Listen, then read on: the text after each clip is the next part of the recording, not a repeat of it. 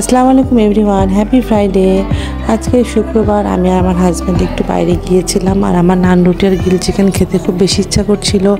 তো বাচ্চাদেরকে নিয়ে যায়নি, বাচ্চাদের পরীক্ষা চলছে, মানে আমার বড় মেয়েটার পরীক্ষা চলছে, যার জন্য পার্সেল নিয়ে নিয়েছি। আমার আম্মুর জন্য নিয়েছি নান রুটি গ্রিল, আর আমার দুই বাচ্চার জন্য নিয়েছি চিকেন ফ্রাই এবং রাইস। যে যেটা পছন্দ করে তার জন্য সেটাই নিয়েছি। তারপরে আমরা চলে গিয়েছি আমাদের নিউ মার্কেটে, যেহেতু নিউ মার্কেট শুক্রবারে খোলা থাকে। আমার দুই বাচ্চার জন্যই হচ্ছে কিছু জিনিস কিনবো, বোর্ড কিনবো, স্ট্যান্ড কিনবো এবং আরও কিছু জিনিস কিনবো। তো বাচ্চারা খুব বেশি পেন্টিং করতে পছন্দ করে, আর যে কোনো অ্যাক্টিভিটির সাথে জড়িয়ে রাখা ভালো বাচ্চাদেরকে। তো আমি যেহেতু একসময় খুব বেশি পেন্টিং করতাম, ওরা খুব জেনেটিকভাবে এই জিনিসটা পেয়েছে, ওরাও পেন্টিং করতে খুব বেশি পছন্দ করে দুইজনাই। তো যা কিনতে হয় দুজনের জন্য সেম জিনিসই কিনতে হয়, না হলে বাসাতে যে সেই ঝগড়া লেগে যাবে।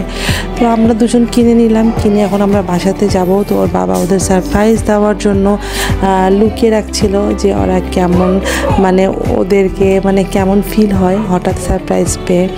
তো ওরা তো খুব বেশি এক্সাইটেড যে কি এনেছে বাবা। আর এই যে ওদের যা মজা, দুজনেই দুটো বোট পেয়ে, মানে ওদের আনন্দের কোনো সীমা নেই।